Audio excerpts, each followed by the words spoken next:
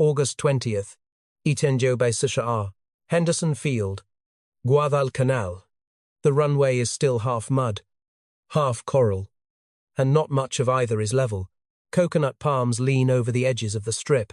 Mechanics slog through ruts with fuel drums and tools, while Marines on the perimeter keep glancing toward the sky, listening for the sound they fear most, the distant hum of engines from Rabaul. Then, out over the water, the sound changes. Radials. Friendly. Heads lift. Men run toward the strip. 19 F4F Wildcats and a dozen SBD Dauntlesses come in low, wobbling in the heat. And Henderson Field becomes something more than a captured construction site. It becomes a trap. Not yet a perfect one. Not even close. But for the first time, American fighters can rise from Guadalcanal itself and meet the Japanese over the island instead of waiting from distant carriers. The men who land that morning, Marine pilots of VMF 223 and bomber crews of VMSB 232, flown in from the escort carrier Long Island, are stepping into one of the most punishing air campaigns of the Pacific War. You can feel the mismatch before a shot is fired. The Grumman F4F Wildcat is rugged, heavily armed, and built to absorb punishment. But against the Mitsubishi A6M0, it is not the elegant machine. The Zero turns tighter, climbs better, feels lighter in the sky. American pilots who try to dogfight it on equal terms often pay for the mistake in seconds. Even you. It's nodding the south. Sources later described the Zero as the more maneuverable airplane, while stressing that the Wildcat could survive damage and hit hard if flown the right way. The Japanese know this.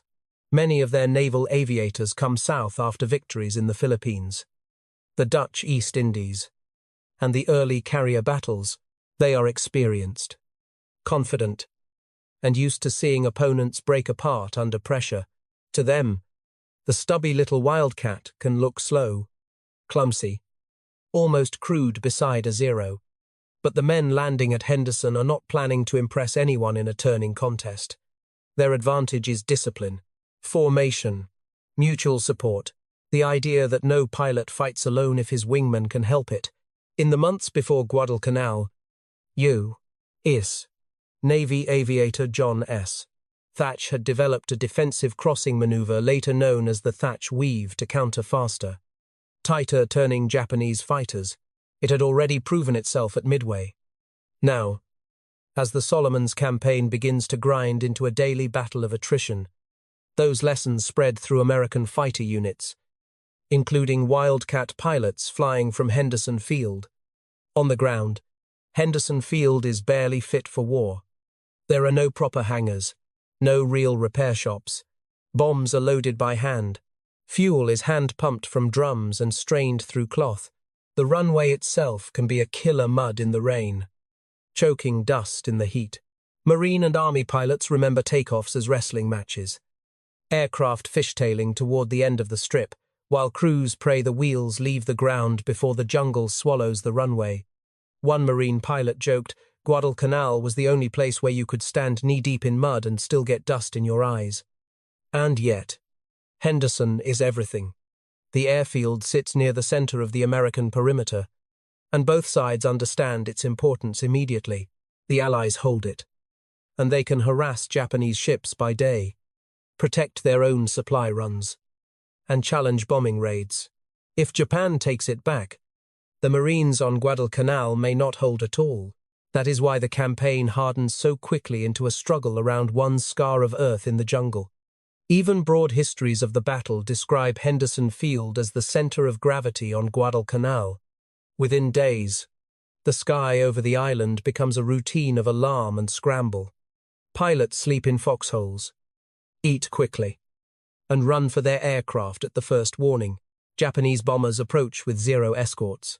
Marine Wildcats climb to meet them, often at a disadvantage in altitude and performance, but not in intent. The American goal is not to duel beautifully, it is to break up the attack, protect the field, and come home in one piece if possible. That changes how they fight.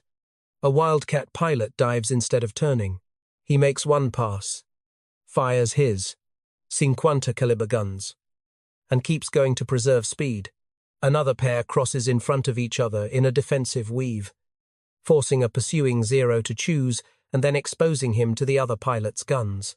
A third section stays high, ready to slash through the fight and climb away. It is exhausting. Disciplined flying, less heroic looking than a classic dogfight, more effective than Pride. By late August, more aircraft arrive, Army P-400S, additional dive bombers. Eventually more fighters, and the force at Henderson becomes the RUF, improvised coalition history remembers as the Cactus Air Force. Marines, Navy, and Army pilots fly together, maintain together, and endure the same shelling. Rain, disease, and constant pressure. They are not a polished system yet. They are a battlefield organism, forming under fire, and the Japanese begin to notice something unsettling. The Wildcats are still slower in the turn, still not elegant, but they do not break the way expected. They come in pairs. They cover each other. They dive out and come back. The easy kill is suddenly not easy. Over Henderson Field, where every sortie is flown at the edge of fatigue, and every landing can end in a wreck. The fight starts to shift from aircraft performance to pilot method. The Zero is still deadly, but now the Marines are learning how to make the sky narrow.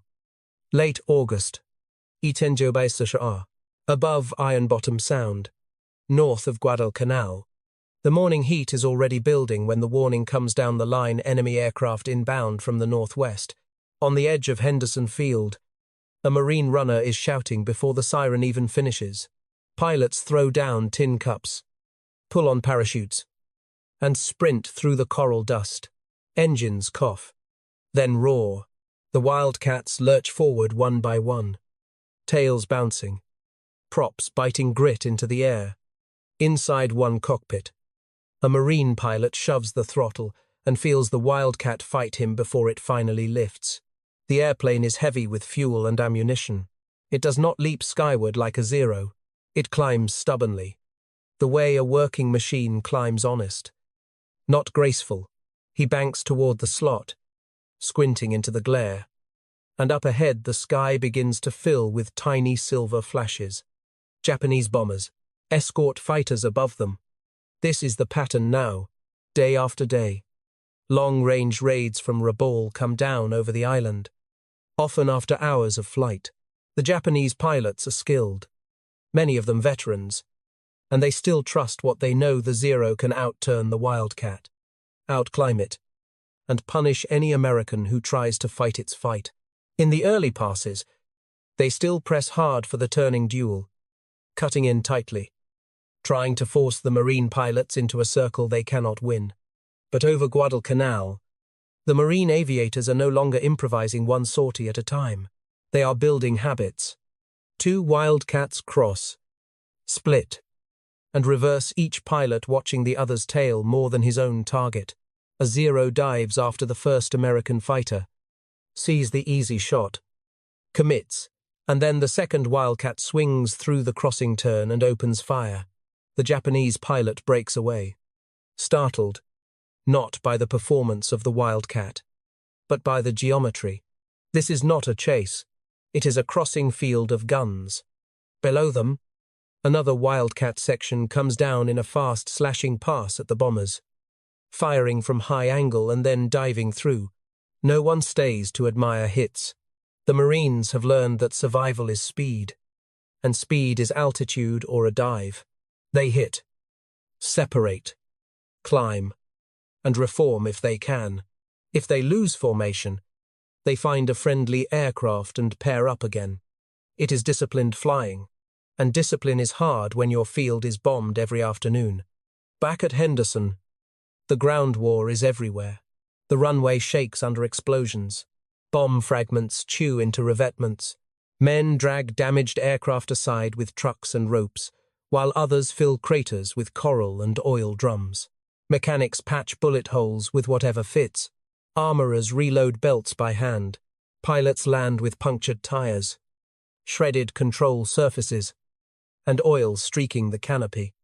Then climb out and ask only one question: can you turn it around? Sometimes the answer is yes in an hour.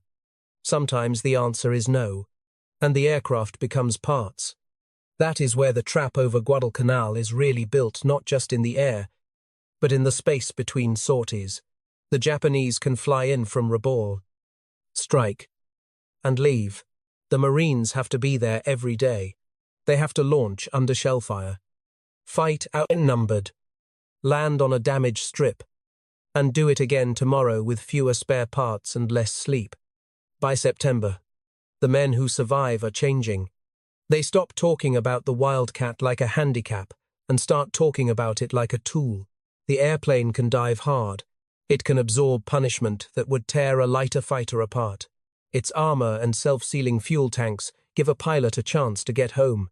And its 6.50 caliber guns. When they hit with brutal effect, Marine pilots begin to trust that if they can get a zero into a crossing shot instead of a turning contest, they can break the fight in an instant. The Japanese, meanwhile, begin to pay for confidence. A zero pilot can still kill a Wildcat, and many do. But over Henderson, the margin for error shrinks. A pilot who commits too long on one Marine fighter may not see the second one. A pilot who chases low over the field risks anti-aircraft fire and another Wildcat diving in from above. A pilot who arrives after a long flight from Rabaul has less fuel to spend on a prolonged fight than the men defending their own strip. And then there is fatigue. It settles over both sides like another climate. Japanese aviators fly punishing distances over open water. Marine pilots at Henderson live under bombardment, disease, and constant scramble alerts. Men sleep in patches, eat when they can, and fly with headaches and fever. In that state, the pilot with the simpler plan often survives. The Marine's plan is simple: stay in pairs, keep speed, refuse the turning fight, protect the field. Some of the names at Henderson begin to spread through the squadron's pilots who seem to come back with bullet holes and victories in equal measure. Men who can read a fight quickly and keep others alive. They are not movie heroes in the moment. They are exhausted captains and lieutenants wiping sweat and oil off their faces, arguing over approach angles, then running back to their aircraft when the next warning comes in. The Japanese still see the Wildcat, but now they are fighting the system around it. A raid comes in high, escorted heavily. The Marines climb late. Outnumbered, a Japanese pilot spots a Wildcat below, rolls in, and expects the American to turn. The Wildcat does not. It dives. The Japanese pilot follows, trying to close. A second Wildcat appears from the side. Crossing, tracers flash. The zero jerks, smoke trailing from the cowling, and drops toward the water. The Marine who fired does not pull up in triumph. He shoves forward, clears the fight, and searches for his wingman. That is the change. Not better airplane against better airplane, better decisions, repeated under pressure. Over Guadalcanal, the sky becomes less a dueling ground and more a machine, one made of pairs. Angles, timing, and nerve. The Japanese pilots are still among the best in the world. The zero is still lethal. But the Marines and Navy flyers over Henderson are teaching the same lesson in every engagement if you force the Wildcat into a turning contest. It is. If the Wildcat forces you into a team fight, you may be the one who never reaches Rabaul again. And as September deepens, with more raids coming and the ground battle tightening around the perimeter, Henderson Field remains in American hands, which means tomorrow, the trap will be waiting again. Mid-October, by Henderson Field, Guadalcanal. Before dawn, the field is already awake. You hear it first as a distant thud from the sea naval gunfire somewhere beyond the dark, then the sharper crack of outgoing American artillery from the perimeter.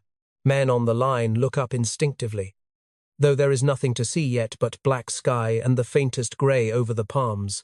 Along the revetments, Marine mechanics move with flashlights cupped in their hands, checking fuel, loading belts, wiping canopies with rags already stained black from oil and coral dust. A pilot climbs into his Wildcat without a word. He has flown too many scrambles to waste energy talking before sunrise. By now, Guadalcanal is no longer a campaign anyone mistakes for a short fight. The Japanese have kept coming by sea at night, by air in daylight, by infantry assaults against the marine perimeter around Henderson. The airstrip itself has become the center of a siege. If the field stays operational, the Americans can contest the sky and strike Japanese shipping by day. If it goes silent, the island could unravel in days. That is why the pressure in October feels different, heavier, more deliberate. The Japanese raids increase in coordination, often combining bombers and fighters in ways designed to pin the Wildcats down and break the rhythm of Henderson's defenses. Some strikes come after shelling has already torn up the field, hoping to catch aircraft on the ground.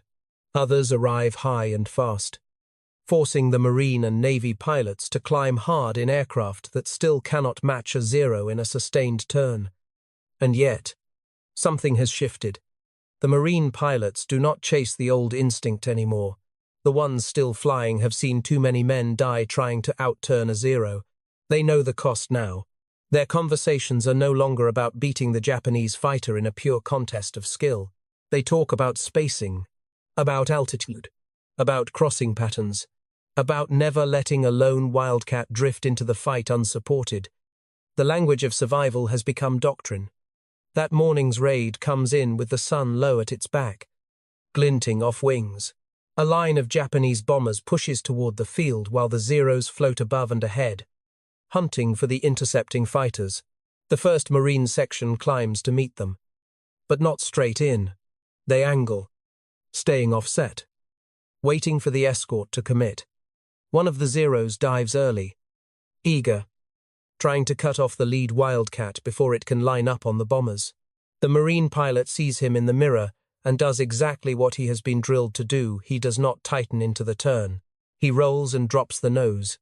The Wildcat begins to dive. For a second, the Zero follows, still confident. Then the 2nd Wildcat crosses behind and above, guns flashing in a short burst. The Japanese fighter snaps away, not hit hard, maybe, but forced off. The lead Marine pilot climbs again. Not alone now. Both Wildcats moving in the same rhythm they have practiced until it feels automatic. The bombers reach the field under pressure, and that matters. Bombing accuracy in combat is never guaranteed. And over Henderson it becomes worse when formations are broken. A bomber forced to jink or release early can miss the runway by enough to spare it. The Marines know this. They do not have to shoot every bomber down. They only have to disrupt the attack, throw off the timing, keep the strip usable.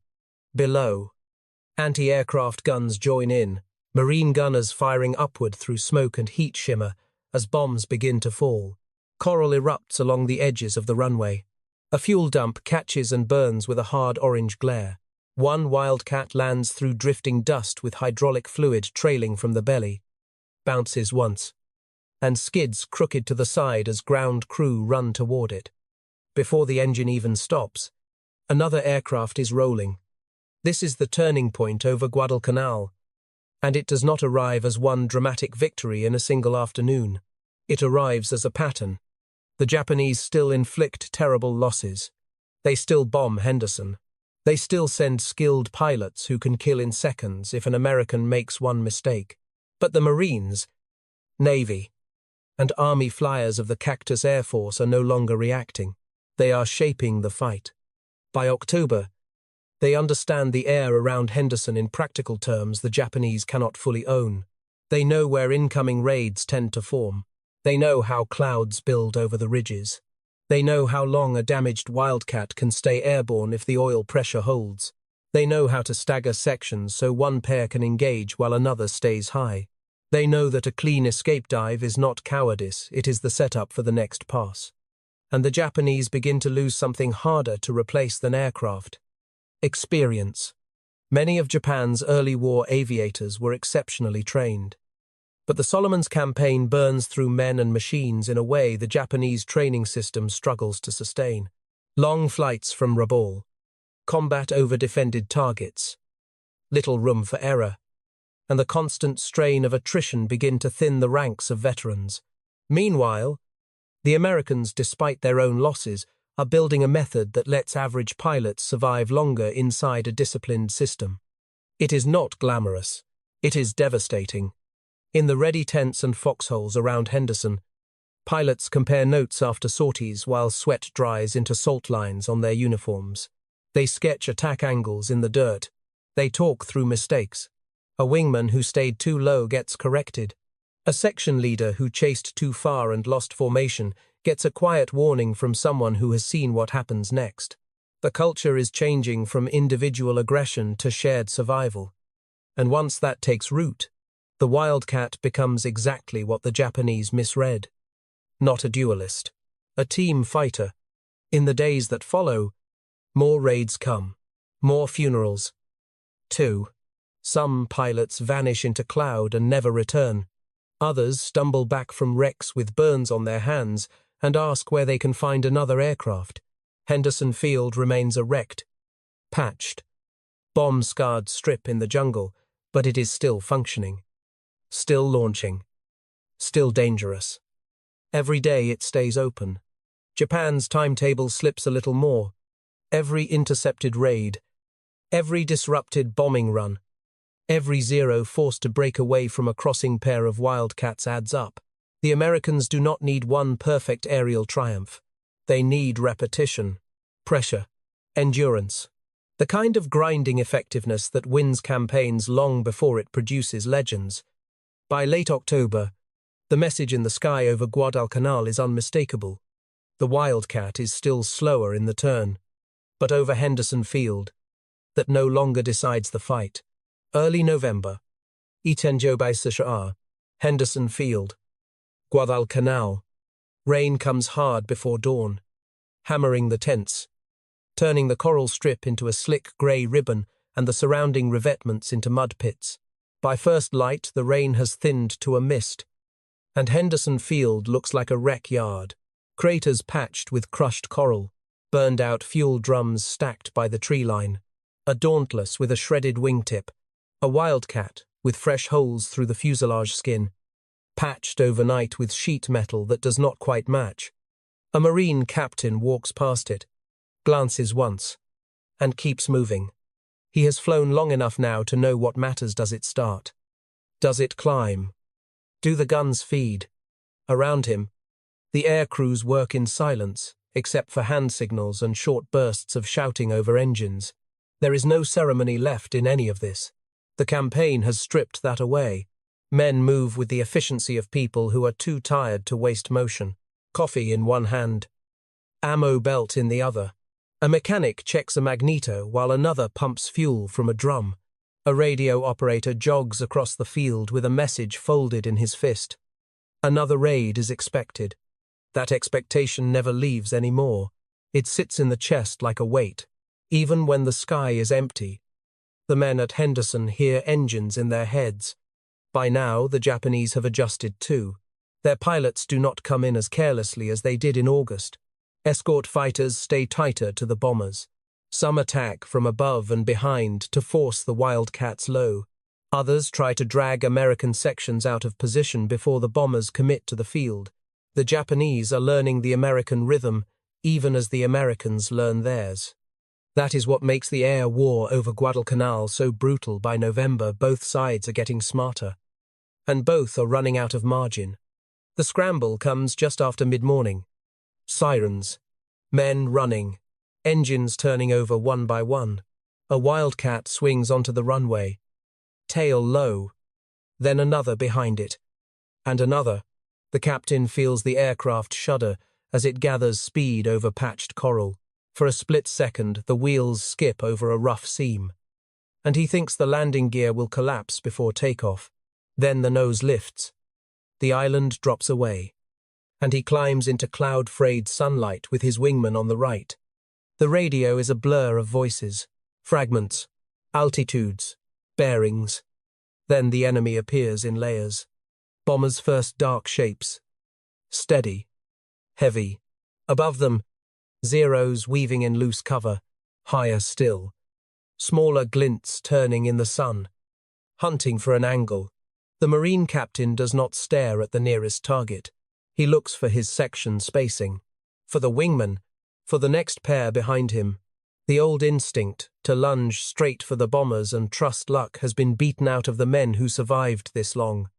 He keys the mic. Stay with me. They angle high and left. Not attacking yet. A zero breaks early and comes down at them. The captain sees the move. Waits half a second. Then banks across his wingman's nose. The Japanese fighter follows. Trying to cut inside the turn. That is the opening. The wingman reverses through the crossing line and fires. Tracers reach past the Zero's tail. Then walk forward. The Japanese aircraft snaps into a roll. Smoke peeling out behind it. It dives away. The captain never checks to see if it crashes. He is already rolling back toward the bombers. That is mastery now refusing to look back. They make one pass through the bomber formation at high speed. Guns buck. A bomber lurches. Drops slightly out of line. Then steadies. Maybe hit. Maybe not enough. No time to judge. The captain dives through and keeps diving. Because he knows what waits if he climbs too soon. Another zero. And another. Below them. Henderson Field is already under attack. Black bursts from anti-aircraft guns. Bombs striking near the runway. Dust and smoke lifting into one broad haze. Through it all. Aircraft still move, one taxiing for takeoff. Another trying to land between impacts. It looks impossible from above. As if the field should have died weeks ago. But it has not. That is the real shock of Guadalcanal. Not one dogfight. Not one ace. Endurance. Back on the ground after the sortie, the captain climbs out stiffly. Ears ringing. Throat raw from cordite and radio static. A crew chief meets him before he reaches the revetment. How bad? Port wing hit. Guns 2 and 3 jammed. The crew chief nods once and waves men in. There is no complaint. No drama. Around them, another pilot is being helped down from a cockpit with blood on his sleeve. At the far end of the field, a funeral detail is forming, near the operations shack. A new pilot, young, clean-faced. Newly arrived, stands holding his helmet and watching the veterans with the look they all had once.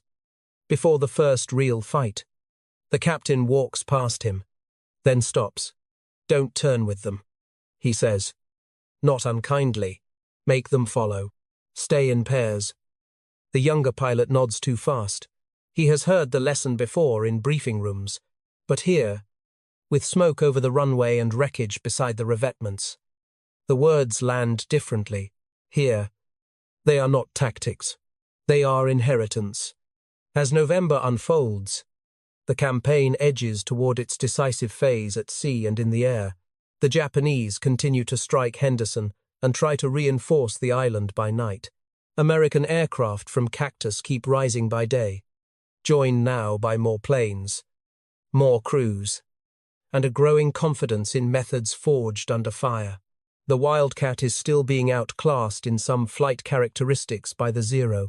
No one on Guadalcanal pretends otherwise. But no one laughs at the Wildcat anymore. Not the Japanese pilots who have seen crossing sections tear open a pursuit. Not the Marine crews who patch them in the rain and send them back out.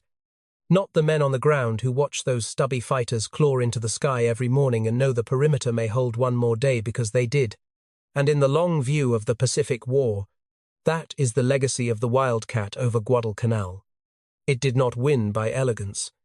It won by discipline, teamwork, and the refusal to fight the enemy's preferred battle over Henderson Field, where mud, coral, heat, fear, and exhaustion stripped war down to its essentials.